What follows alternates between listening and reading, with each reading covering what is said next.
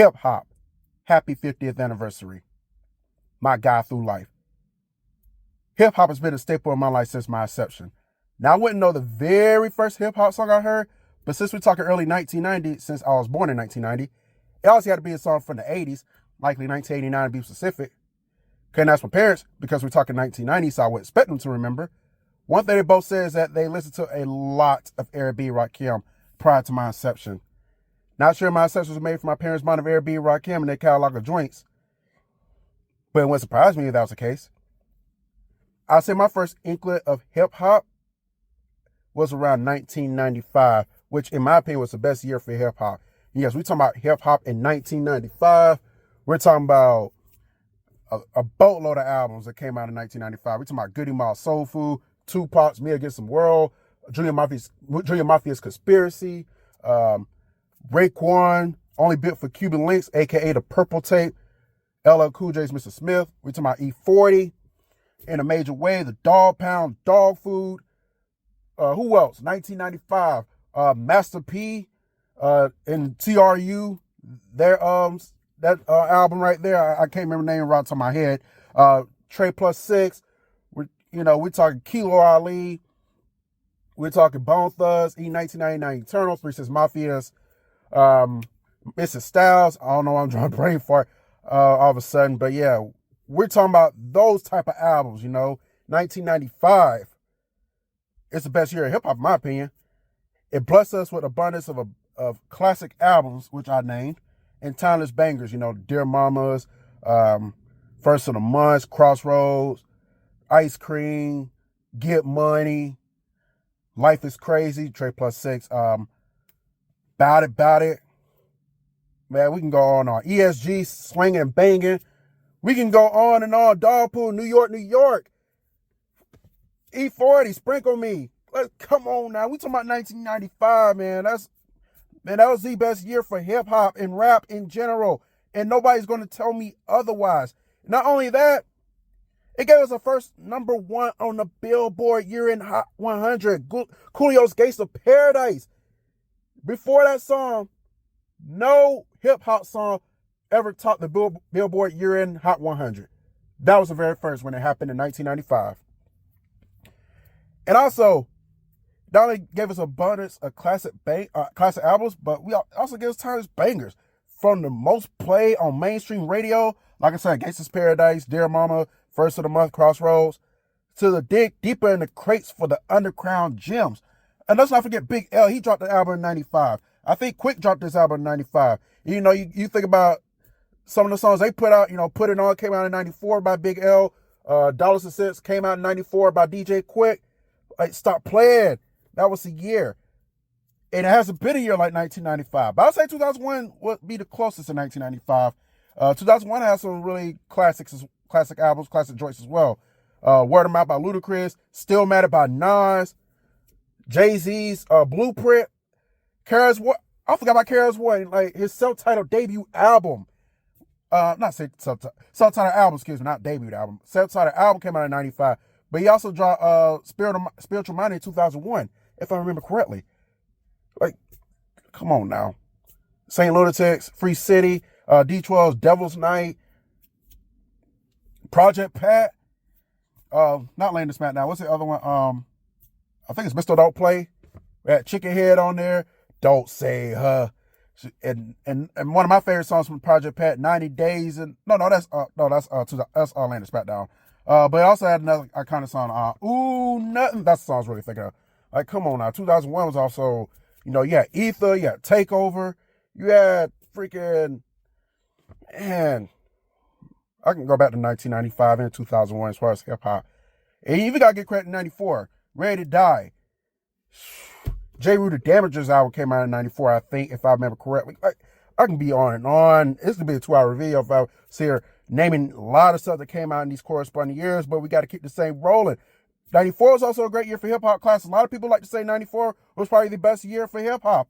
I'll put it number 3 behind 95 and 2001, but 94 definitely out there. Oh, come on, man. Also, 1995, it was not only the greatest year for hip hop, it was the greatest year for hip hop, hands down.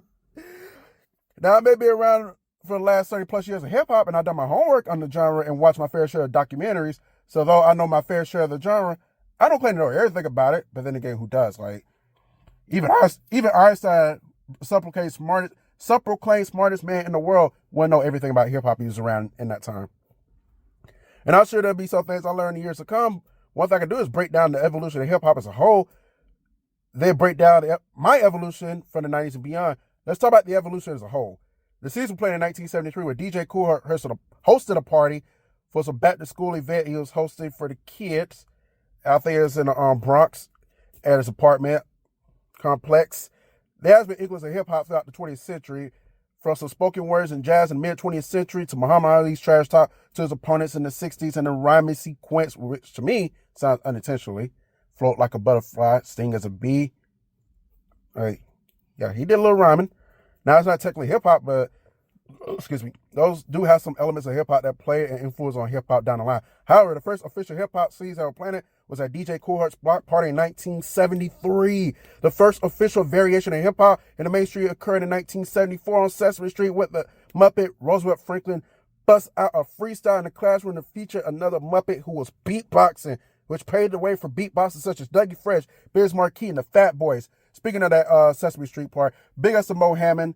He had his documentary called 50 Most Essential Hip Hop Albums. I talked about that in a video about 10 years ago, maybe 11 years ago. I talked about it a long time ago. But big up to Mo Hammond, because he also, not only did he saw my video, he liked the video. He gave my video some positive feedback. So big up to Mo Hammond. He represented B-Mo. And, kick-ass documentary he had, that's what's up. But yeah, in the documentary, it was a clip from Sesame Street from an episode in 1974. Roosevelt Franklin was freestyling in the classroom. I forget the beatboxer, but he started beatboxing. Like I said, paid away for Dougie Fresh, Biz Markie, Fat Boys, because they all sell it at beatboxing things. So you got to give credit where credit's due. But it'll be 5 years after that Sesame Street episode when the first wave of official hip hop songs would infiltrate the mainstream. You got Fatback King Tim III back in 1979. And then right after that, the song that broke hip hop through. The hip, the hop, the hip it to the hip hop, and you don't stop. Rockin' to the bang bang boogie boogie bang bang boogie to the boogity bang. Yep, Rapper's Delight by Sugar Hill Gang. Now, Rapper's Delight was a significant record because it became the very first hip-hop record to appear on the charts. If you see the Billboard charts in 1979 and see all this disco craze, you got Sheet with Good Times, Donna Summer, Bad Girls, Hot Stuff. Then you had Gloria Gaynor's I Will Survive. You had a disco craze. Yes, even Kiss did a somewhat disco record with I Was Made for Loving You, which also came out in 1979. It got a lot of backlash from the rock community. They was almost ousted from that community. You don't do a disco record, you claim yourself to be a rock band or a metal band. It's a no-no. But hip-hop is okay because hip-hop was influenced by disco. Rapper's Delight was influenced by Good Times. So, it's called like it was. But all of a sudden, here comes Rapper's Delight in the mix of all this disco craze, making their way on the mix. I think that peaked at number 4 on the Billboard charts. And you gotta remember, Billboard was a little bit segregated in the 70s. You had the black charts. I don't think they were racist, but, you had some segregation still going on, well into the 70s and even into the 80s. So that's how that comes about. So now to the other hip hop heads, they thought that hip hop was here to stay with Rapper's Delight. I disagree though. It's a significant record for hip hop, but even at the time, it was still uncertain whether it would stick around or not, in my opinion. Go back to the Soul Train documentary, Don Cornelius, may he rest in peace. He said it. He was very skeptical about putting hip hop acts on the show because he thought it was gonna be a fad. He thought it wasn't gonna stick around. He thought it'd be gone by the end of the 80s. But it's a good thing he cashed in. Kept the show going for at least another 20 some odd years before it closed down shop in 2006. And a lot of people, and according to the older crowd, hip hop was like that. It's a fad. We're not talking about the boomers. We're talking about the silent generation and people who was going to war and all that. During the 40s and all that. They thought that hip hop was a fad, just like they probably thought the same thing about rock and roll. Well, not but like just like how the older people thought the same thing about rock and roll in the 50s and heavy metal in the 70s. If I was a fad, it was just going to go away because they thought it was an irritating bunch of noise that it was just too loud. So either that, or they probably thought hip hop will fail to escape the boroughs of New York. Pop group Blondie. They played a significant part in hip hop as well. 1981, they dropped the single Rapture. I'm gonna say Rapture's Delight. Deborah Harry, she did a little freestyle in the song towards the end of the song, and also what's significant, you watch the music video, Fat Five Freddy's in there. So that kind of helped got hip hop to the mainstream as well, because I think that was the #1 hit on the chart. So that played a huge part. It had implements of hip hop. Even though it had implements of hip hop, it still didn't matter much because people still looked at hip hop as a fad. The stigma in the early 80s that it was supposed to stay in the boroughs of New York, and the underground masses don't go anywhere. Stay right here, Bronx, New York. But there will be a game changer in the 80s. Technology was coming of age, and with the missed cable television emerged. In the 70s, you only had 4 channels: ABC, CBS, PBS, and NBC. To make sure I got them all. There was no Fox. Fox came around in the late 80s. You had some independent stations here and there. You had you had some independent stations. I was going to say WGBH up in Boston, but I think that's PBS related. I may be wrong. If you're from Boston, please correct me if I'm wrong. But I feel like, but I always hear about WGBH in the 90s. So I wasn't sure that's a PBS station or it was a standalone. But you mainly had those 4 channels: ABC, CBS, NBC, and PBS. And, for Gen X, you probably remember going to the dial, changing the channel between Good Times and the Jeffersons and All in the Family and Family Ties, and you was the remote control. Because there was no remote control. It's a dialer. You turn that motherfucker. Your parents say you turn that TV, you do it, or you're going to get your ass whooped. But then the 80s come around, we got cable television, as I stated, and you got some new channels on the dock, CNN, ESPN, TBS becomes mainstream in the 80s, WGN becomes mainstream in the 80s. Then later on in the decade, you had Comedy Central, E! Network that came around later in the decade. And then, it went on, then more channels were added on as the years progressed. So, and also in the midst of that, you get 2 new music channels that emerged in the early 80s. First was BET that debuted in 1980. And then the year after, 1981, here comes MTV, Music Television. Y'all remember, I'm not going to do that. That's rock. I'm not going to do that. I'm not going to do but ladies and gentlemen, rock and roll, I'm not going to do that part. But MTV's early years, they only played pop and rock acts, They only played the Pat Benetars in the world. They only played Joan Jett. They only played Duran Duran, stuff like that. They wasn't playing black artists. Not in the early part of the MTV era, they wasn't. It's just most of those, a lot of the acts they played were white. So a lot of people thought MTV was racist. But they wasn't, because if they was, why would J.J. Jackson be a VJ on MTV back in 1981? I don't think that dude was an Oreo. Come on now. It was just different times at the time. But that stigma, the whole "what's MTV racist" say, that began its steps of being broken when Michael Jackson broke the color barrier by getting his videos played on MTV. I think Billie Jean might have been his first video being played on MTV. It's either that or Thriller, but I want to say it was Billie Jean. But following that, here comes 1984. Oh, before we get to 1984, let's continue. 1984, we got this rap group in Queens, New York, and they were sharpening their tools, becoming the first faces of hip hop.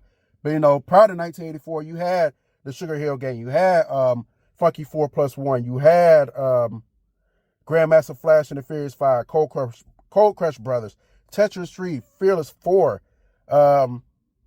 like I said, King Fatback, you had the Sequence, Angie Stone's group, that formed in 1979, which became the first female rap group ever. Too bad they didn't stick around. Maybe they shouldn't do cheerleader songs, but I digress. But then 1984 rolls around. We got Run DMC emerging out of the shadows. And by the way, those groups I mentioned did not have mainstream appeal. But Run DMC, they will come on and they will drop their self-titled debut album. And they had songs like It's Like That, and That's the Way It Is, the Sucker MCs. Rockbox changed everything. That kickstarted everything. It had a recognizable rap rock sound that made it compatible for MTV to play their videos. And that was the monkey hip hop need to get off their back to get their videos played on MTV. If it wasn't for Run DMC, then one of us would have got, not us, but like, then one of these hip hop artists would have got their videos played on MTV before MTV became what they are now. Don't get me started on that.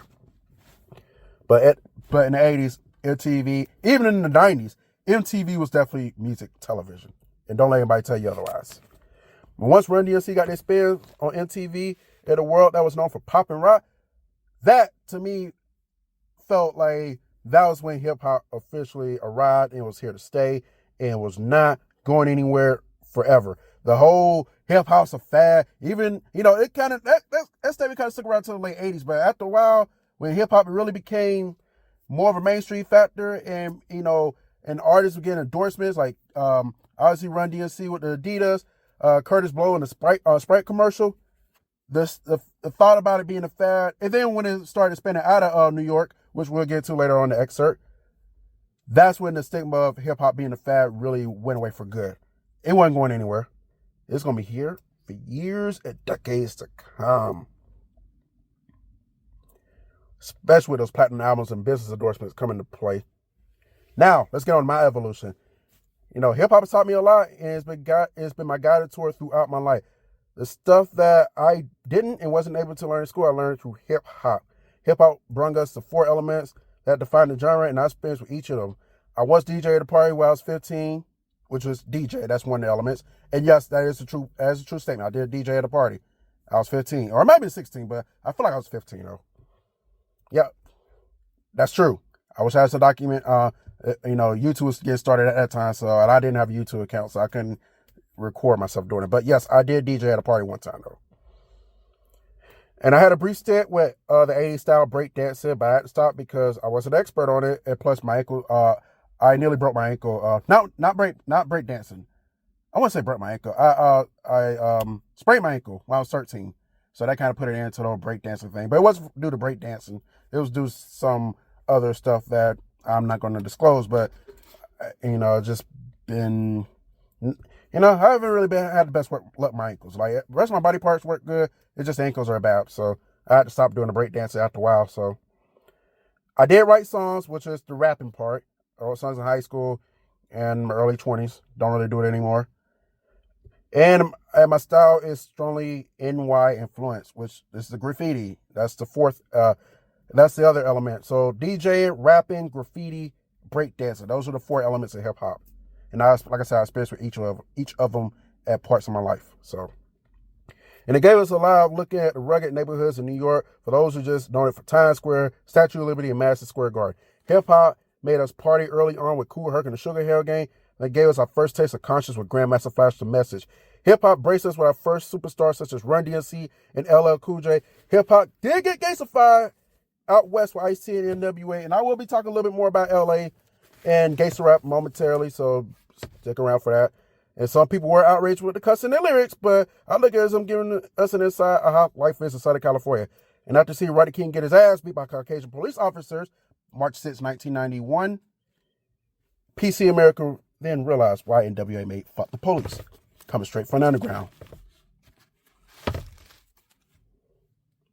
And still got the cops out here abusing their power to this day. And it's usually like lots of rookie police officers who abuse their powers. Sad, but true. But yeah, more on LA momentarily, because I will talk a little bit more about certain cities and states as well as we get later on. For those who weren't in the gangster rap, you had a total 180 with the native tongues, Tribe Called Quest, De La Soul, Moaning Love, Queen Latifah, Jungle Brothers. And it has fair share of crossovers. Like I'll touch on hip hop and rock. I'll probably do touch on it in a second too. But let's talk about hip hop and rock. Like, you had your fair share. Run DMC and Aerosmith Walk This Way in '86. Then you had Jay-Z, Linkin Park. Who else? Coldplay. No, not Coldplay. I want to say mainly Coldplay, but the lead singer for Coldplay did songs with Jay-Z and Kanye West. Adam Levine from Maroon 5's done songs with Yin Yang Twins and Kanye, so, and Wiz Khalifa, so, and Cardi B. So you know, you got your fair share of rap rock. Then you had your fair share of R&B, which is hip hop's frequent collaborator. You know, and that was introduced to the masses in 1984 when Melly Mel collaborated with Shaka Khan back in 1984 on a single, "I Feel For You." You know, the party that Shaka Khan. That's Melly Mel. You know, first hip hop R&B collaboration, as far as I'm concerned. And the second one come a year later, 1985, when Renee and Angela collaborated with Curtis Blow for "Save Your Love" for number one, y'all. For the one you gotta go home to. That's a great joint. Y'all need to listen to that if y'all ever heard it. And for me, R&B has been hip hop's most common collaborator since hip hop's earliest days. Like I just said earlier. And shortly thereafter, the rap rock collaboration, where Run DMC Aerosmith walked his way, rap and hip hop got his first entanglement with metal, when Slayer's Kerry King shredded that kick-ass riff on the Beastie Boys' "No Sleep Till Brooklyn" towards the end of that song. He killed that shit. Which is the true seeds planted for rap metal, then eventually a style of metal in the 90s called nu metal. You know, Korn, Linkin Park, Limp Bizkit, Deftones, Slipknot, you know, bands like that who came around after the fact. What's that? Head PE? I think that's the name of that, you know, those bands that came around in mid to late 90s and turn of millennium. So, but it doesn't start without Anthrax. 1987. He wears Public Enemy shirts at his concerts. You know, then him and a couple of bandmates did the song "On the Man," which is like them rapping over rapping over metal, I should say. Something like that, yeah. They did a little rap. Chuck D noticed that Scott Ian, the guitarist from Anthrax, is wearing Public Enemy shirts. 1988 rolls around, they do Public Enemy records "Bring the Noise." He gives Anthrax a shout out. If you watch Heavy the Story of Metal, that documentary, you will know that it was documented there. And now, you had also other rock bands that kind of devil with hip hop before 1991. Faith No More is obviously one of them. You know, Epic, which was a really big song in 89 and 90. I think that peaked at number 9 on the charts. Also appeared on the Billboard year-end Hot 100. I forget what spot it was, but you know, Faith No More also played a big part in rap metal as well. So you got, you know, even though they're more so alternative, but they played a good part in it as well. But that quintessential song would come out in 1991 when Anthrax did a metal remake of Public Enemy's "Bring the Noise" and had Chuck D reciting his lyrics over metal guitars. Yeah, I think you had one of the members or some of the members from Anthrax reciting the lyrics as well. So that really was a staple for rap metal. If they had that played along with Faith No More's Epic and Anthrax "On the Man," I think all three of those songs played a significant part in creating new metal. And also Rage Against the Machine. You know, gotta give them credit too, because you know you got they was definitely like alternative rap, alternative rock, rap metal, all the above. So big ups to Faith No More, big ups to Anthrax, big ups to Rage Against the Machine. So, and like I already talked about jazz, you know, it took a Sunday night to jazz, take a trip to Sunday night jazz session when you hear Jazz Influences of A Tribe Called Quest, first couple albums, Butter, Bonita Applebum, Check the Rhyme, definitely jazz influenced hip hop right there. And then you had Guru from Gangstar. He tampered with jazz on his solo projects. You know, Watch What You Say, not the single with Shaka Khan. That was definitely jazz influence. Big ups to Branford Marsalis. I think that's how you pronounce his name. He played the horn in the song, you know, giving a little jazz rap flavor. And I didn't write this down, but it also tangled with gospel. You know, Snoop Dogg put out a gospel album. Salt from Salt and Pepper collaborated with Kurt Franklin on Stomp. Oh, the people say Stomp. And so, you know, he had a little hip-hop gospel. DMX did some prayers on his albums. I think he did them on all of his albums, if I remember correctly. MC Hammer also did like gospel rap on each of his, a gospel rap track on each of his albums as well. Pray off the, which is off the 1990 album, Please Hammer, Don't Hurt Him. And then on the following album in 91, Do Not Pass Me By. Really great songs, by the way. And also, he has tangled with country. while Big and Rich and Colt Ford has been linked to country rap and Big Smo. The two artists on the hip hop side that's been the most synonymous with country are Bubba Sparxxx and Nelly. Bubba Sparxxx, he's definitely done some country rap songs the last couple of years. He's collaborated with country artists the last couple of years. Nelly has too, though. Not really, he hasn't really put out like country rap like that, but he has collaborated with country artists. More notably, the Florida Georgia Line. He did the remix of Cruise with them. He also had Florida Georgia Line on that MO album. And he also collaborated he actually did a country rap album 2 or 3 years ago, Heartland. He had that song he did with Florida Georgia Line, Take Me to the Country, just a little bit. Both of us done country-fied hip-hop albums, like I just said, and both have been doing it for a while. And also, I forgot to touch this too, because I know a lot of people don't really consider this guy as country, but he kind of does fall in this umbrella. You had Lil Durk, Mr. Chirac himself. He did a song with a country artist, Morgan Wallen. And I was really surprised that, when Morgan Wallen first came out, I knew about Morgan Wallen, and a lot of the white girls who listened to country did not know anything about Morgan Wallen. Like, how the hell do I know about Morgan Wallen? You don't. But yeah, they also collaborated too about a couple years ago. They did the Broadway Girls song. Gotta leave them Broadway girls alone, y'all. You definitely gotta do that. But the song that defined the merge of country and hip hop came in 2004 when Nelly collaborated with country singer Tim McGraw for the singer Over and Over. Cause Zola Murr. I didn't like that song, honestly, and I actually gave him Nelly a lot of flack for that song. Cause he had just released Tilt Your Head Back with Christina Aguilera, which I did not like at first, but I could have liked that song. I was like, it's already bad enough he's doing a song with Christina Aguilera. Now he's gonna do a song with Tim McGraw. What the fuck? He has hip hop as collaborate with pop artists. I didn't even touch on that. Like I said, Nelly, Christina Aguilera, Yang Twins did something with Britney Spears.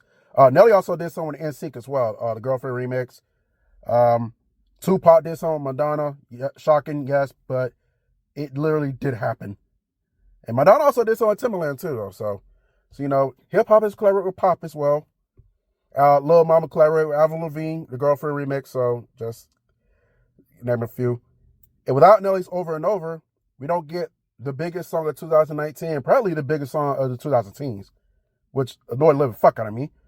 And I think I already know the Lil Nas X song with Billy Ray Cyrus, Old Town Road, #1 on the Billboard for like 5 months. Thank you, Billie Eilish, for knocking them off. I don't really care for your song, but thank you for knocking that song off. I got so tired of Old Town Road. Thank God she came around. And also, you don't get the Accidental Racist by Brad Paisley and LL Cool J, which sparked a lot of controversy. Not gonna get into it. You can read it up. We also don't get Ludacris to hop on the remix of Jason Aldean's Dirt Road Anthem. Big ups to Jason Aldean, 478 making Let's Get It. As y'all know, I used to live close in the Macon. Well, you probably don't know, but you're gonna know today. I used to live in Warner Robins back in the early 90s. So, and Warner Robins was like 15 minutes away from Macon. So, I always consider the whole 478 route, the whole Macon, Warner Robins, Fort Valley. I just tied all one. So, so big ups to Macon. I really got a special part. I'm a Florida fan when it comes to college football. I do got a soft spot for Mercer, and I got a small spot for Fort Valley as well, because, it's all 478, so just saying.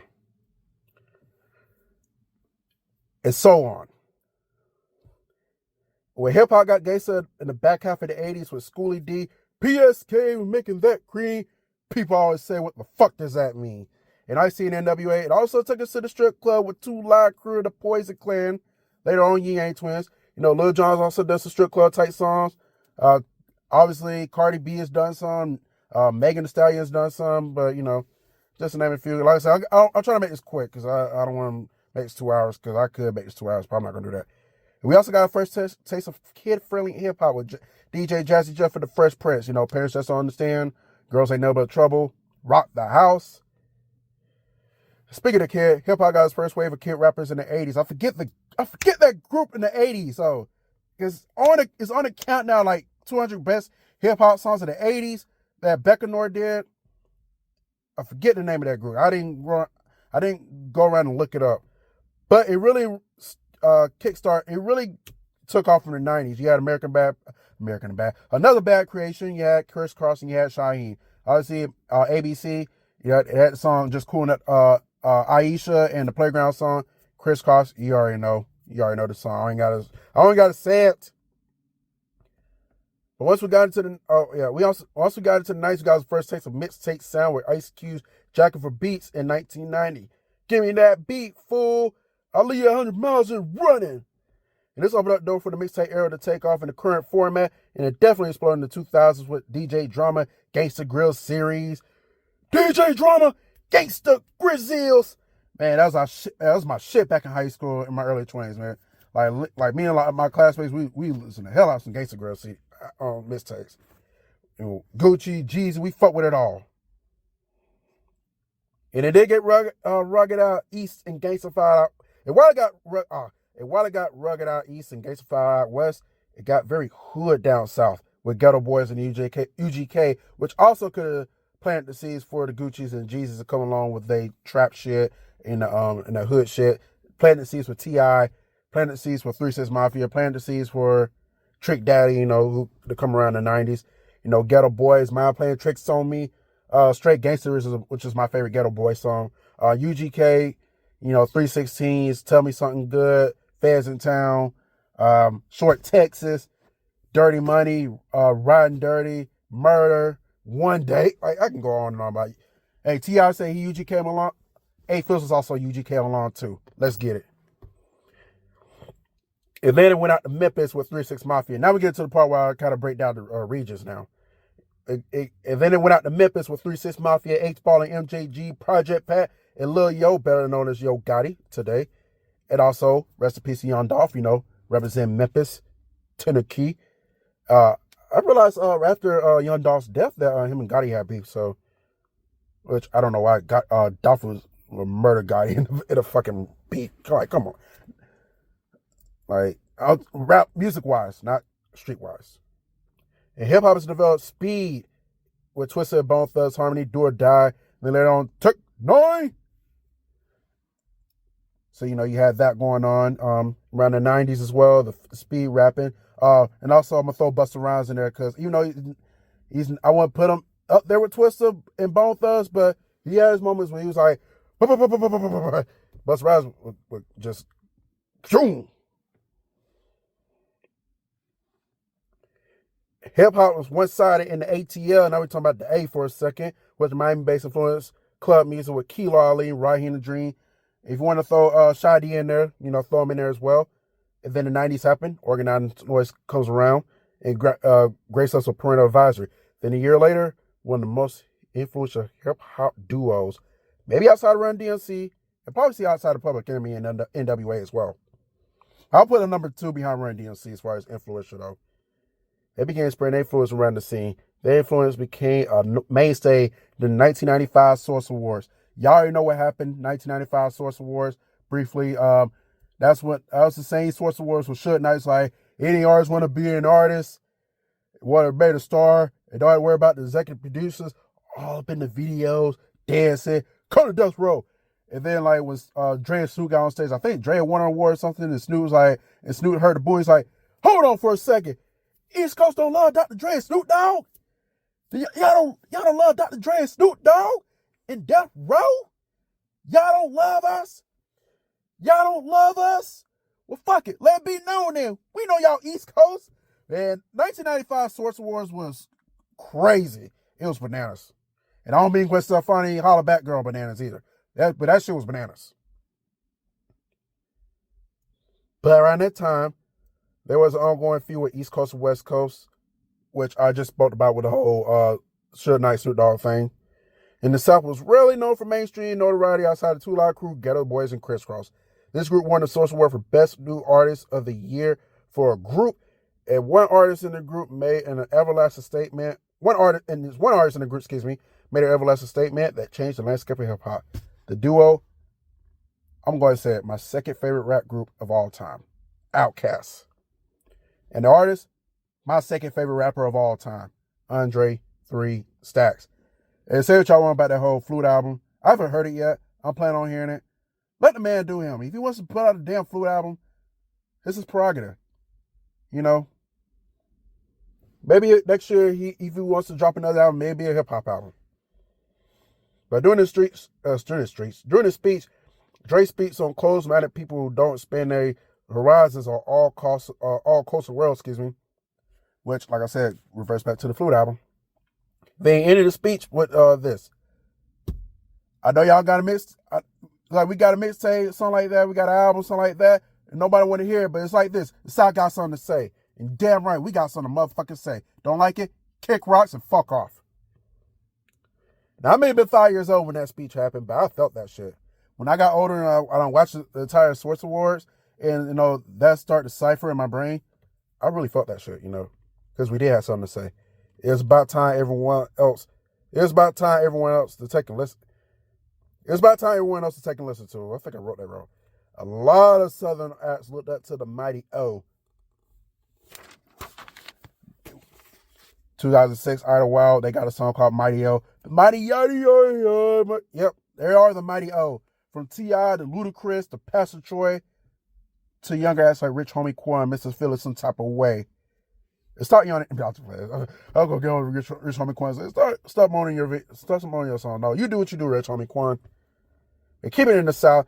Hip hop guys bounce on. We go from the ATL down to Nolans now. From Falcons territory to Saints territory. We talk No Limit. We talking about Cash Money. No Limit. Master P, Silk the Shocker, C Murder, Fiend, Mr. Servon, Mystical for a brief second, you know. We talking about Cash Money. We talking about Big Timers. We talking about BG, Lil Wayne, Turk, Juvenile, or as they like to call themselves, the Hot Boys. Even before that, we talking motherfucking UNLV. Uptown niggas living violent, man. Drag them in the river. Going after Mystical. Even Mystical pay homage to that shit. He said he got this. He said they kicked his ass. Well, he didn't say he kicked his ass, but like he said they snapped on his ass hard in that song. He gave them props. And then when it got chopped and screwed out in H-Town, thanks to DJ Screw, may he rest in peace, and Marco Watts, 5,000 watts. It wrote a candy paint with Slim Thug and ESG on repeat. Marco Watts, Swisher House. I just had to do that. And hip hop experience with horrorcore with Eshawn and King Gordy. You know, I want to say with some other people. You know, you had some artists that kind of endeavored with it, but it wasn't really like horrorcore like that. Eminem's endeavored it. I want to say Suicide Boys did it too. I think that's their name. I know from time to time, Odd Future would do like a horrorcore type song. So, but you know, but we talking about horrorcore, King Gordy and Eshawn the Kings of that shit. And then we got Psychopath with Twisted and the Insane Clown Posse.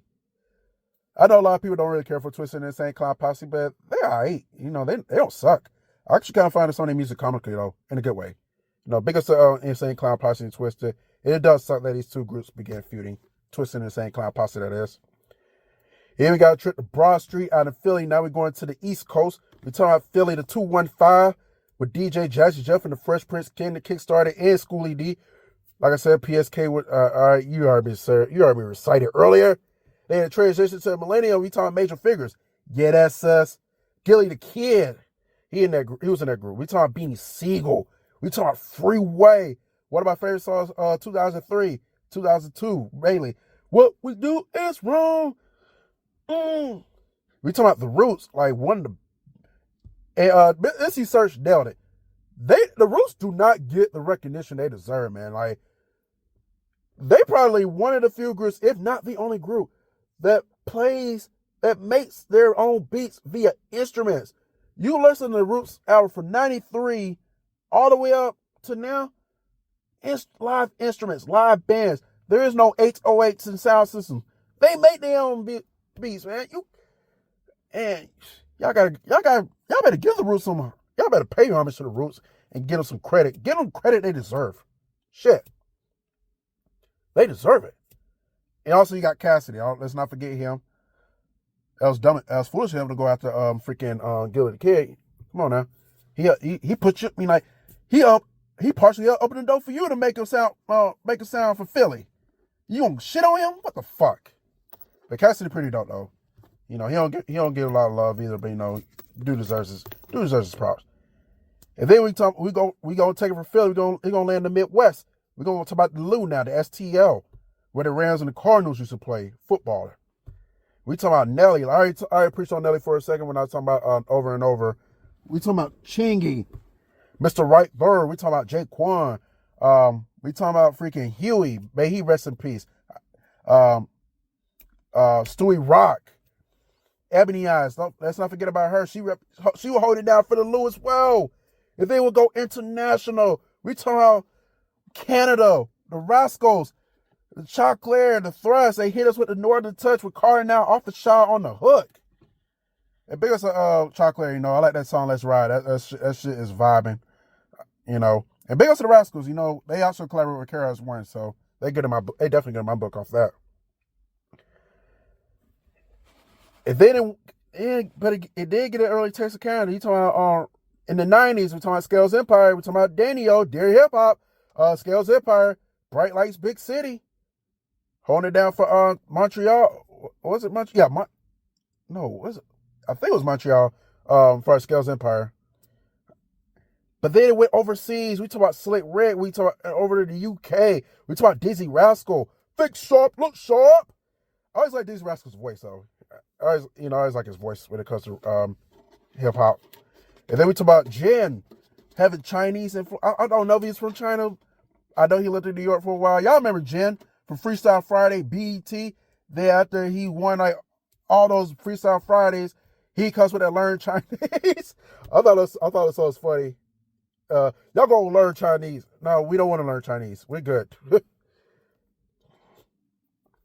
From China to Australia with Iggy Azalea, even though she don't really rap anymore, she's doing the OnlyFans thing, which no comment. But yeah, Iggy Azalea hold it down for Sydney, Australia, which before she even existed as well, only thing we know Australia for was Men at Work, Sydney, the 2000 Olympics, and Kangaroos. Y'all know Men at Work. They had this song. They had that one song that was pretty hilarious. So the song came out in the 80s. It's called Down Under. The reason why it was so funny is because they referenced a Vegemite sandwich was just nasty. That shit looks nasty. Yep, hip hop went nationwide. Speaking of nationwide is on your side, you gotta give credit to Too Short, man. He went nationwide. And my mom got an opportunity to meet Too Short, so that was really big. I don't know if she met any other hip hop artists. I know she's met Too Short. I met a few artists myself. I met Young Jock a couple years back. I also met Dear Jane. I don't know if y'all remember Dear Jane. They had the song Fall Back with the American Dream. I met them. I met Dro. I met Yola the Great. So I've had my fair share of artists I have met. So, but speaking of Too Short, let's talk about the Bay Area for a second. We talking about, not only talking about Too Short, you got to mention E40 from Vallejo, California. Vallejo! You got to mention 3 Times Crazy, Keep the Sneak. He's in that group. You got to mention, like I said, MC Hammer, Mr. Can't Touch This. You got to mention the Loonies. I Got 5 on. You got to mention YG, my hitter. I don't really fuck with my hitter, but I fuck with Who Do You Love, that song he did with Drake. I thought that song's really dope, though. That's my shit right there. Who You Love. Boom, boom, boom. Bitch, who you love? Then you got flipping across the bay to San Francisco. We talk about the RBL Posse at San Quentin. I fuck with that San Quentin joint, San Francisco anthem. Did my senior year in high school. For all who come to San Francisco. And also, before we get out of the bay, let's flip it back to Oakland right quick. We talking about Mac Mall. This is Mac Mall. This is a Mac Mall. Hey, how'd I go? All right. And this is my opinion. Let the streets know in 93 we gonna and we gotta talk about Spice One. My favorite song for Spice One, Welcome to the I like Welcome to the Ghetto, but I'm gonna tell you my favorite Spice One song, 187 on Proof. Boom, boom, boom, boom, boom, boom, boom, boom. And that's my favorite song from Spice One. I really like that beat, man. That beat is just be riding. And Spice One really dropped some knowledge on that track. And back to the RBL posse, you know, they had this song called "Don't Give Me an Alabama Weed." We don't smoke that shit in the SFSSC. 3, 2, 1, coming down. Two dark skinned niggas. I think one of those guys is dead though. I want to say it's Mr. Sear. One of those guys from the RBL posse is dead though. And since we talking about Bama, let's get Bamatized right quick.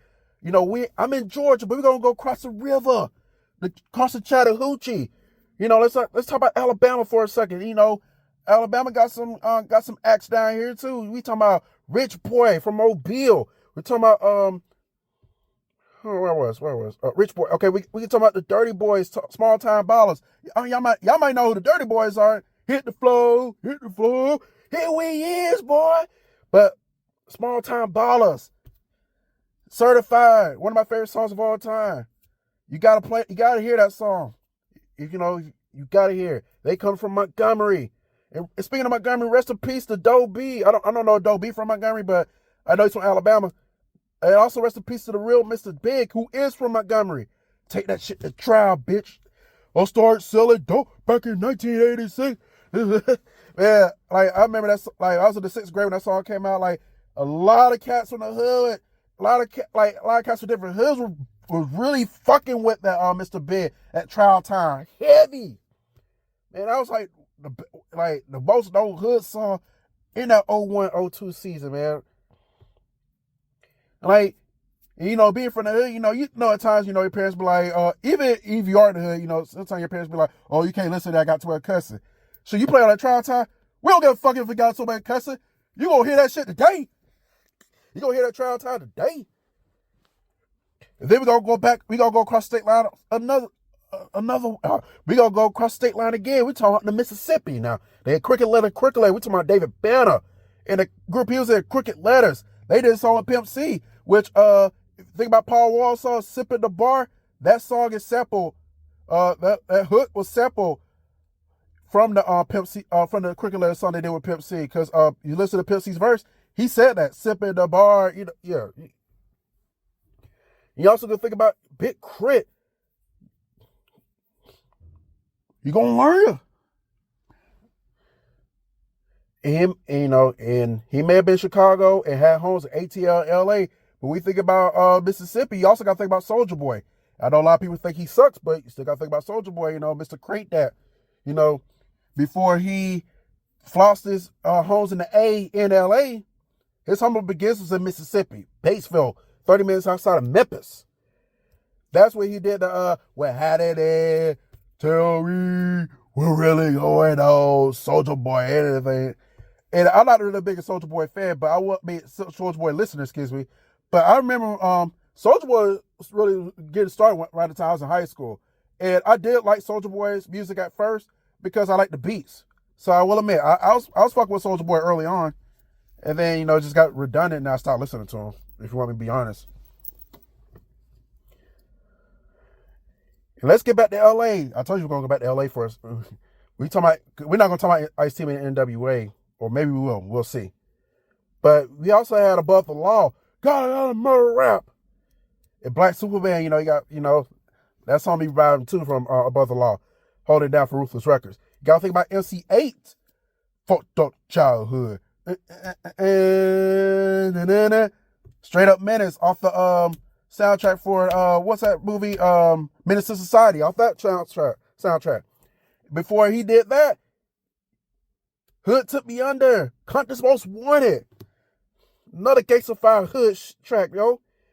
It also gave us the greatest hip-hop album, in my opinion, with The Chronic by Dr. Dre, which gives us a first glimpse after Deep Cover of Snoop Dogg, the charismatic, unique rapper who embarked one hell of a career, man. The Chronic also spurred careers of Warren G, Lady Rage, RBX, and gave us our R&B go-to hook chorus crooner and Nate Dogg. May he also rest in peace. But LA it isn't all gangster. It gave us some laid-back rider music from DJ Quick, who I mentioned earlier. King T, Let's Go Dippin', Kid Frost. And then when LA and the entire West Coast took a backseat for a minute, leave it up to Compton's On the Game to revive with his classic album, The Documentary. Documentary is one of the best albums of the 2000s. The double zeros, to be more specific. Not to me, I was fucking with The Documentary. You gotta think about Nipsey Hussle, but he also rests in peace. Then the floodgates really opened in the last decade. When you talking about Schoolboy Q, you talking about Kendrick Lamar, you talking about Odd Future, you talking about Tyler Odd Future, Tyler Creator, Earl Sweatshirt, the rest of that camp. If they didn't make Got Cold in the D by T Baby, for those who don't know, remember that Beavis and Butthead episode? It's so cold in the D. But it's not known for T Baby. It's not known for It's So Cold in the D. It's known for Esham. It's known for Insane Cloud Posse. It's known for Twisted. But it's also known for Trick, Royce the 5'9". When you mention Detroit, you got to think about NC Bree, even though he's not from Detroit. He's from Flint, Michigan. It's tied in with Detroit. May he also rest in peace. And also Obi Trice. A lot of people forget about Obi Trice. He has some clever songs too, though. You got to think about D12. Rest in peace to Brooks and Proof. And then you got to think about T Grizzly out of Detroit. And before he rocked out and went country, Kid Rock had his home begins with hip hop as well. Grit Sandwiches for Breakfast, Two Shots to the Wind, one of my favorite Kid Rock songs. Song came out in '93. We're gonna keep it in the Midwest. Let's talk about Chicago. Let's talk about the Chi-Town, the 312. 773. 312 to 773. We talking about we already mentioned Twister. We talking about Crucial Conflict. Hey, in the middle of the war. We talking about Do or Die. We talking about Kanye. We talking about Common. Like, come on. Chicago got some dope artists too. We talk Kanye pre 2008, not post 2008. So first three albums, College Dropout, Late Registration, and Graduation Kanye. That's what I'm talking about. His mom died, then he put out that bullshit 808s and Heartbreaks and the Taylor Swift incident. Then his career kind of been downhill since. He did get Kim Kardashian, so he does get brownie points for that. And then the new movement, we talk about Chirac out of Chicago. We talk about G Herbo, Lil Durk. I already mentioned Lil Durk when I mentioned I talk about rapping country, Broadway girls. We talking about freaking which G Herbo and Lil Durk are probably the most well-known successful artists out of Chirac. G Herbo has that song Swervo. And I said Durk with Broadway girls, and he also had that big hit this year with All My Line. But we also think about Chirac. You can't forget about Lil Bibby. You can't forget about Rico Reckless. He had that diss on Soulja Boy. That shit was classic. King Louis, Keith Sasser, Bartez 300, Chief Keef.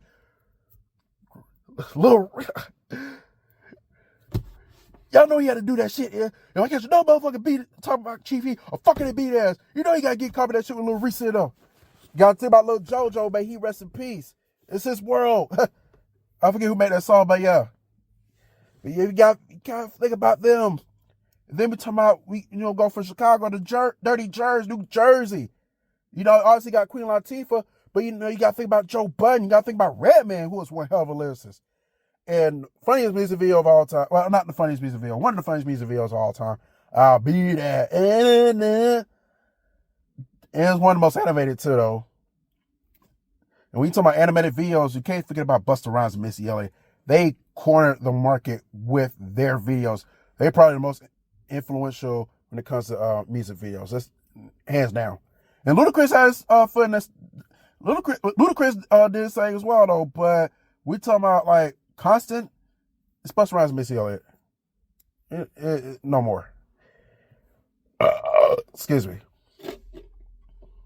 And speaking of Ludacris, let's go back to the A, one of the most diverse cities for hip hop. We already talked about the Miami base with Kilo and Raheem and MC Shadi.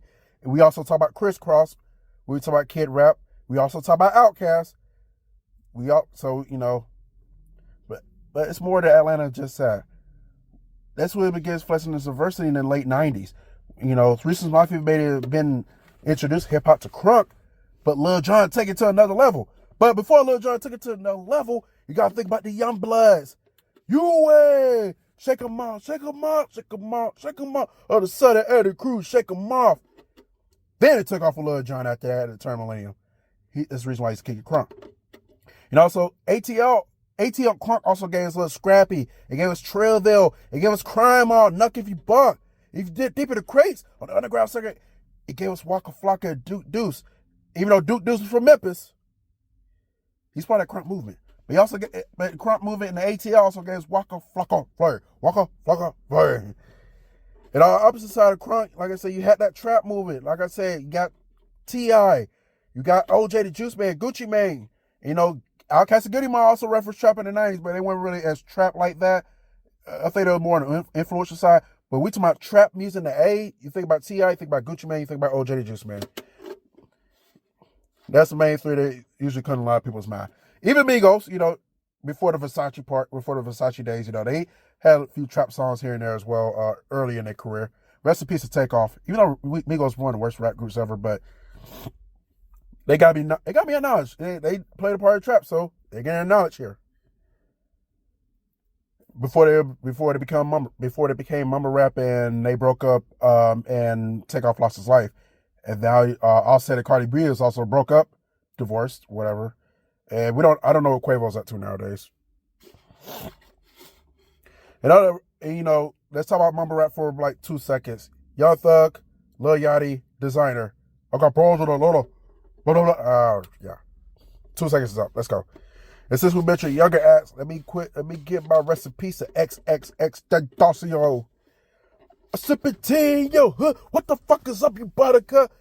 And rest in peace to Juice WRLD and Pop Smoke. Even though I don't care for Pop Smoke or Juice WRLD, they are dead, and you know, I gotta get, you know, rest in peace to them. But hip hop wasn't just an Atlanta thing. When you talking about Georgia, we talking about Georgia, man. We talking about Bubba Sparks from the Grange, Field Mob out of Albany, Camouflage, man. He also rest in peace out of Savannah. I was listening to Camouflage this afternoon. He would whip up me, drop these hot grits like me. Hell, I was listening to Field Mob right before I started this video. Fuck is y'all talking about? Jody Breeze out of Griffin, Georgia. You know, Boys in the Hood, it's ATL, but Jody Breeze always referenced Griffin, which is down Highway 19 from Atlanta. Like, I think midway between Atlanta and probably midway between Atlanta and Thomaston. Probably midway between those two. But yeah, it's on like down Highway 19, that's for sure. And also he gave us Pimpzilla. Y'all may not remember Pimpzilla, but he had that song South Boys. He's from Augusta. Even though Pastor Troy's known for being in Atlanta, he also has ties in Augusta as well. I think he went to school out there in Augusta. So, and let's not forget Columbus, where I'm at.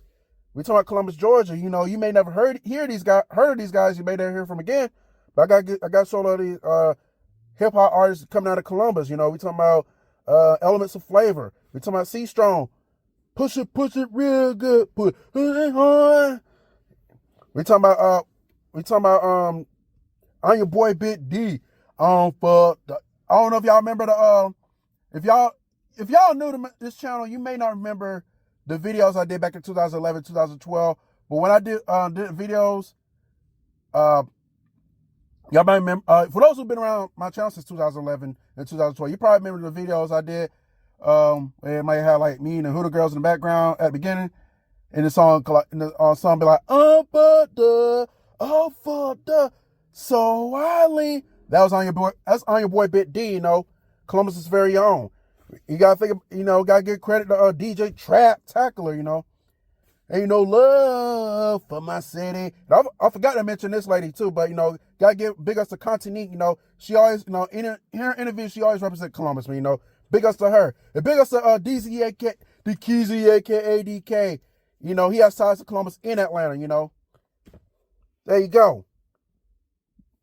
Gotta show Columbus some love, And big ups to all the hip hop artists in the state of Georgia, no matter where you from. The Lax out of Baxley, Georgia, even though they're known for country rap, they're hip hop. They're from Baxley, Georgia.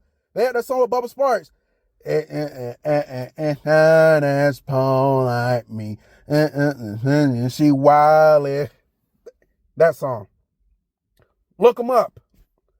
Hip hop has good times, but it also has bad times. The bad times can be stemming from the battle rap scene gone wrong.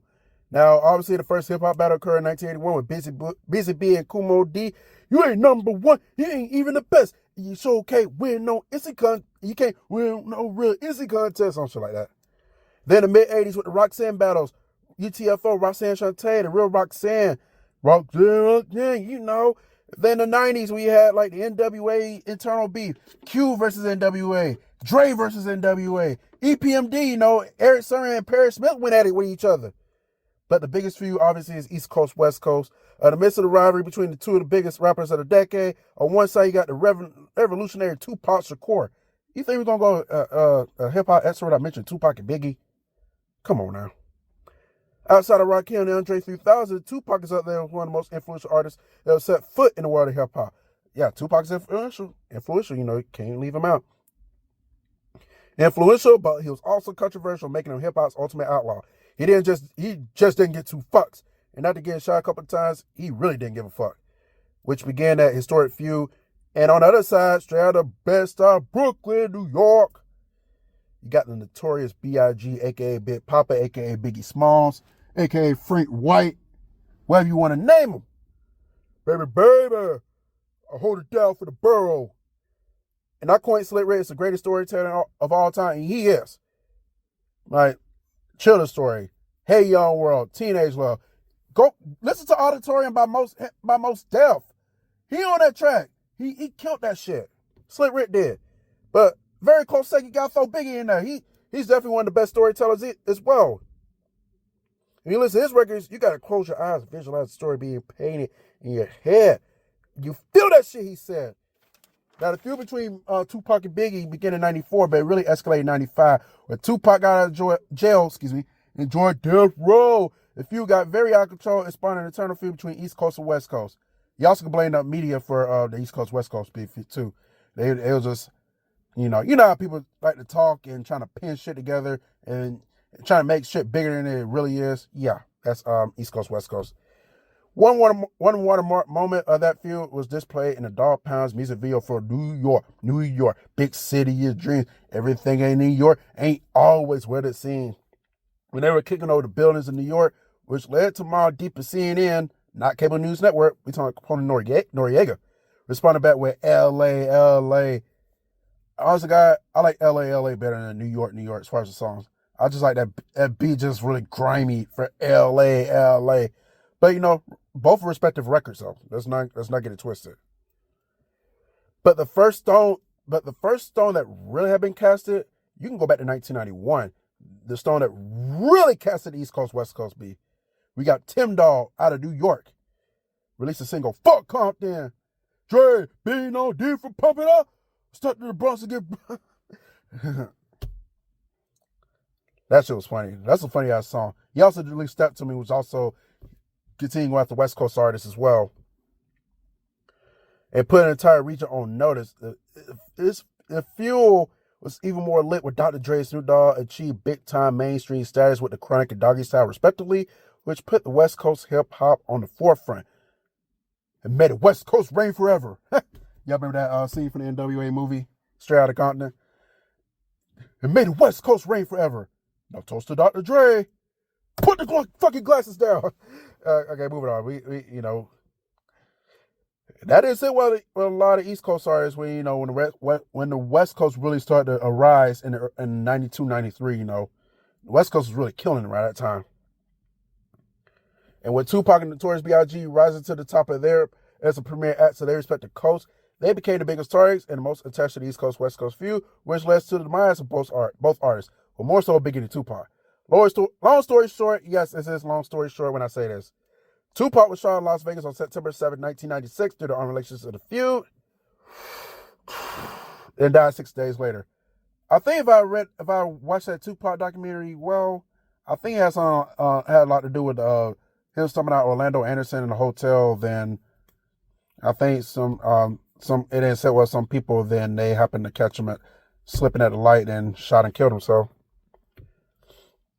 I may be wrong, but I feel like that's what I heard though, why Tupac was shot. So, but 6 months after that, Notorious B.I.G. was shot and killed in Los Angeles. I give him credit for going out there when he did, and that's pretty damn bold on his part to go out there when he did, especially with the tension between East Coast and West Coast were even worse after Tupac was gone. But yeah, that was definitely that definitely led to Biggie's demise going out there in L.A. at that time. And I guess some people felt some type of way that Pop was gone, but he used to, and they wanted to handle that situation. They killed his ass. So rest in peace to Tupac and Biggie. Two of some of the best that ever did it. Let's not even get it fucked up. But as cooler heads prevailed, thanks to the Zulu Nation meetup, Farrakhan bringing a lot of art acts together, trying to diffuse the beast. The one of the beasts that also appeared up around this time during the East Coast West Coast feud, that has nothing to do with East Coast West Coast, was Common and West Side Connection. You can read in that on the on Beef DVD. But we're going to continue on. As cooler heads prevailed, hip hop became fun again to close out the 90s. This when the bling era really kicked off. Bad Boy really started getting in. Puffy and Mace were really, shiny shoes. That's when the hot boys really come in with the whole, bling bling, showing off their money, showing off their watch, showing off their chains. That's when hip hop really became fun again. And the feels were back being competitive battle rapping, which Jay-Z and Nas is a prime example. This battle was basically the King of New York, which became a void that was waiting to be filled once Notorious B.I.G. passed. Jay-Z took the torch in 1998 with Volume 2 Hard Not Like with Diamond status. But I felt Nas won in 2001. At the time, Jay-Z dropped the Blueprint, which featured the single Takeover. ROC, word is rap shit. Chris and E running his rap shit. Y'all guys don't want it with Ho. Ask Nas, he don't want it with Ho. No!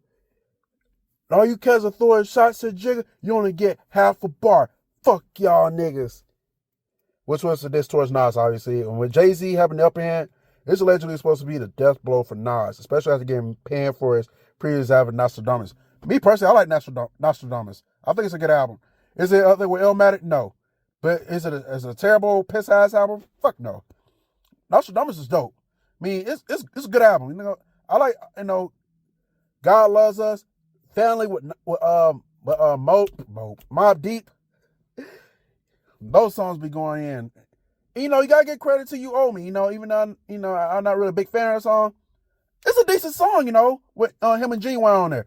Boom, boom, boom. Show it. Yeah, owe me back. So big up some Nostradamus. So pretty dope album. But yeah, a lot of people thought Nas was done after Nostradamus. And then, Jay-Z dropped the Takeover. They thought he was really done. They thought Nas wasn't coming back from that. But he wasn't done. Before 2001 ended, Nas dropped Stillmatic, one of my favorite albums. This album spotted the track Ether, track number 2. Bow, bow, bow. Bow, bow. Fuck Jay-Z. What's up, niggas? I know you ain't talking about me, dog. You? What? Fuck Jay-Z. You been on my dick, nigga. You love my style. And Nas already killed Jay-Z before he start rapping. Brace yourself. Like I said, I can go on and on. I can go on and on about Ether. And this is definitely one of the hardest tracks in hip-hop history. My opinion, I know a lot of people say Hit 'Em Up is the best diss record. And honestly, guys, I think the best diss record, in my opinion, is Second Round Knockout by Cannabis. And I'll put No Vaseline number 2, Ether number 3, Takeover number 4. And probably number 5, I'll probably put Dollars. That's a tough one. I'll probably put Fuck Compton number 5, or maybe Dollars and Cents. This is a toss up between those two. Hit 'Em Up be like 6 or 10, somewhere in that area. It's a great diss record, but I wouldn't say it's the best though. And there was an influx of violence that played a part. Oh wait, I'm jumping the gun. Okay, now what I was about to, okay, so you had the Jay-Z Nas feud, but also right around that time when the Jay-Z Nas feud was big, you also had a feud brewing on the underground out of New York from adjacent neighborhoods in Queens. We talking about 50 Cent versus Murder Inc. Ja Rule. Hey, got it. I fuss with Cadillac Todd though. Cadillac Todd, one of my favorite rappers out of Murder Inc.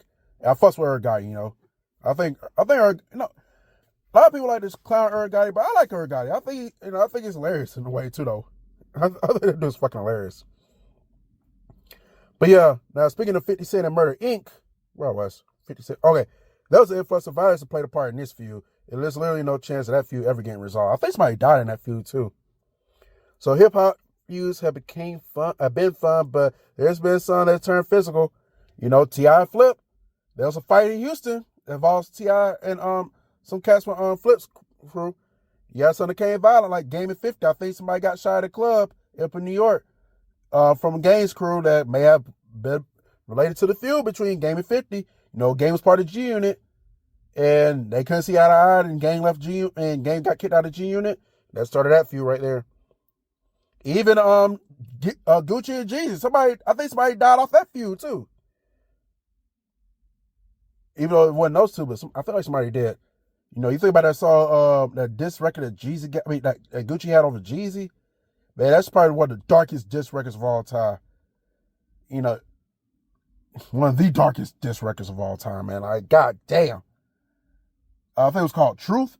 Man, I had chills when I heard that record, man. And talking about his relationship with Keisha Cole and all that, you know, oh my god, that shit was crazy, man.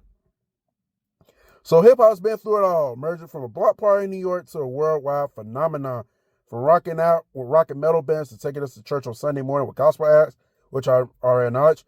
From the gritty streets of New York to the sunny skies in L.A., from the strip clubs to practicing celibacy, from popping bottles to stopping the violence, from the kicks you're sporting to the whip you're rolling in, from the schoolyard to the jail cells, from sports to politics, from commercial ads to television shows, from Halloween horror to Christmas joy to Valentine's Day love fest, hip-hop has seen it all. And everyone got a piece of the action. From the ladies, let's talk about the ladies for a second. You know, I'm not going to name everybody, but I'm just going to name what I can. You talk about the ladies, talk about the Sequence, the first female rap group.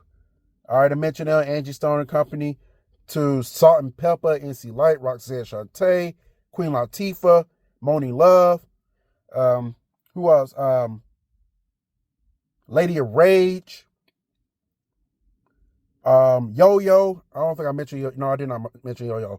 But yeah, Yo-Yo. Can't forget her. Foxy Brown, Lil' Kim, Eve, Missy Elliott, Gay Sabula, Chat, China White. Let's see, who else? Angel Martinez. She did a little rapping back in the day as well. More so standing behind the booth. And then to like up to date, the rap cities of the world. Shout out to Snow the Product. I'm a big fan of Snow the Product. I'm really a big fan of Snow the Product. Big ups to Cardi B, Megan Thee Stallion, Sasha Go Hard. Even shout out to Katie Got Bands, even though a lot of people don't really fuck with Katie Got Bands. She's not really that. But big ups to her. Big ups to Chella H. She'll rap. Big ups to Chella H. Big ups to Gabby Gibbs. She says she don't rap anymore, but big ups to her anyway. Big ups to Nicki Minaj. I didn't even mention Nicki Minaj. Oh shit, I'm slipping. But yeah, big ups to Nicki Minaj. Yeah. Big ups to Shauna, from DTP. Big ups to freaking big ups to Missy Elliott again, if I haven't mentioned her already. Yeah, we talking to the ladies now. Big ups to even big ups to V Nasty with her racist ass. Throwing around the word nigga like she, yeah. Big ups to her. Big ups to Iggy Azalea. We talking about the ladies. Big ups to all of them. Y'all play. Whether we think you're good, we think you wet, you're a part of this. So, and even big ups to the Caucasian community. We already talked about Sasha Gar. We already talked about Snow the Prada. We already talked. Big ups to Eminem. Big ups to Beastie Boys. Big ups to Bubba Sparks. Big ups to Paul Wall. Big ups to Vanilla Ice. Big ups to Asher Roth. I love college. I love drinking. I love women. Big ups to Action Bronson. Big ups to G-Eazy. Bitch, you got me fucked up. Bitch, you got me fucked up. Big ups to MGK before he got bodied by Eminem and doing what the fuck he's doing now. No comment. Well, MGK's already doing now, but MGK was hardcore back in the day when he first came out, though. Then he got bodied by Eminem, and no comment. And big ups to the Latin community. We talking about Big Pun. May he rest in peace. I fucks with the song Beware. Beware! And dun, dun, dun, dun, dun, dun, Yeah, I first heard that song on GTA. What was it? No, it wasn't Vice City. It was Liberty City on the PS2. I've been fucking with that song the whole time. Big ups to Fat Joe, the Terror Squad. You know, a lot of them were Hispanic. Tony Sunshine, Armageddon. I think the only person in that group that wasn't Hispanic was Remy Ma. Oh, speaking of women, big ups to Remy Ma. I forgot about Remy Ma. You know, she bodied the shit out of Nicki Minaj with that Sheetha though. She did. She did that. Oh, and big ups to Latrell too. I know they often get forgotten, but big ups to Latrell.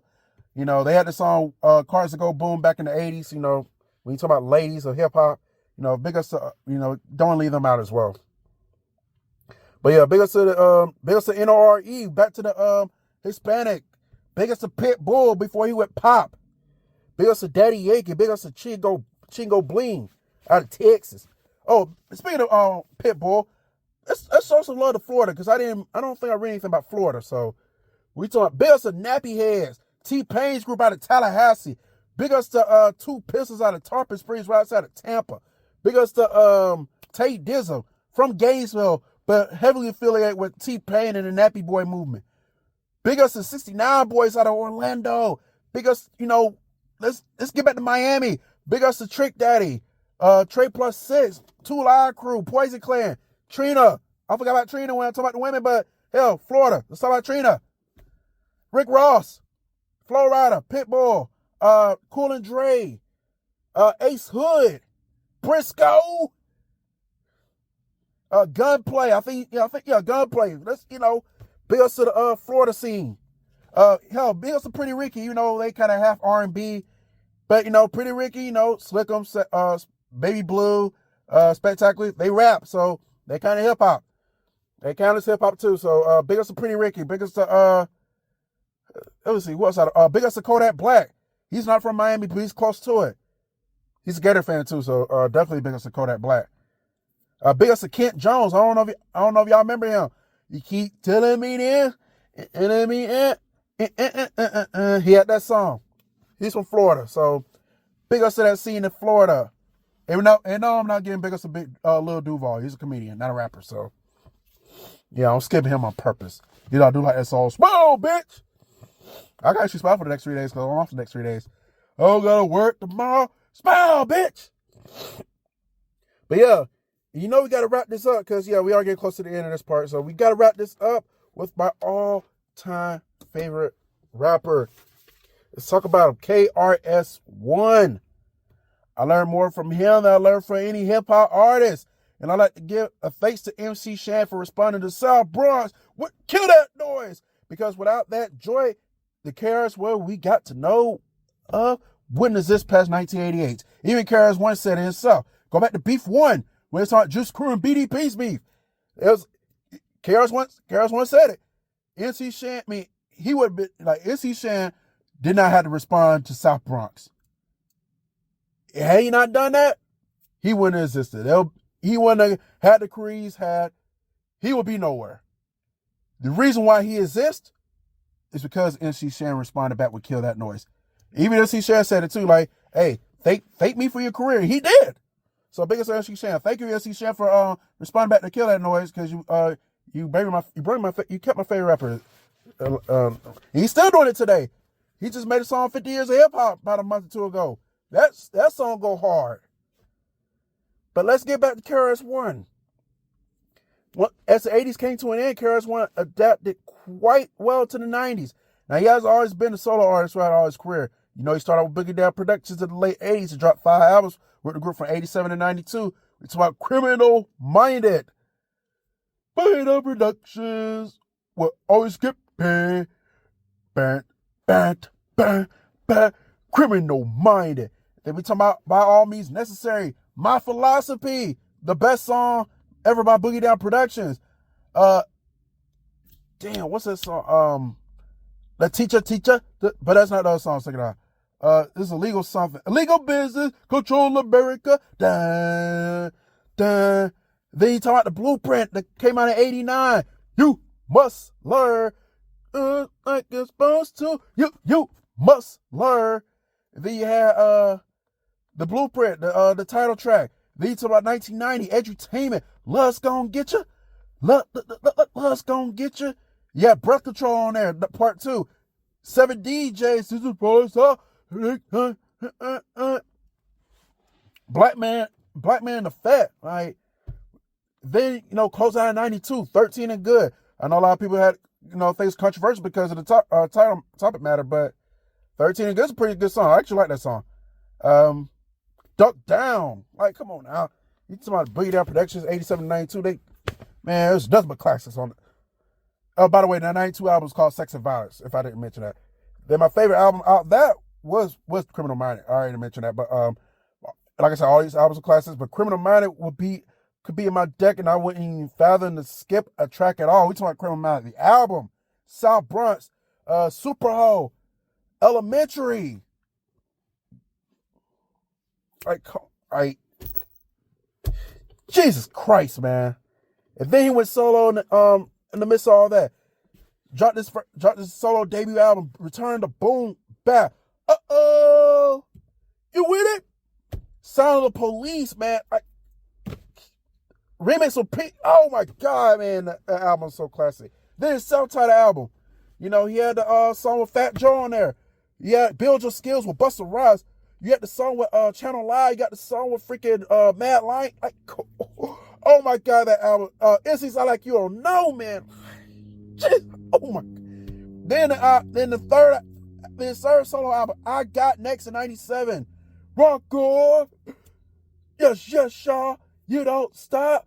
KRS, stepping. Like, come on. He had A Friend on there. You had the song he did with Redman and Angie Martinez. That's another classic. And then he teamed up with Sway Tech. They did the anthem in 99. Eminem was on that track. RZA was on that track. Tech Nine was on there. Chino XL was on there. Like, who else was on? Man, I remember that song when I was 9 years old. And I used to like that song. I never knew Eminem was all those on there. Exert was on there too, though. But I knew KRS-One was on there. KRS.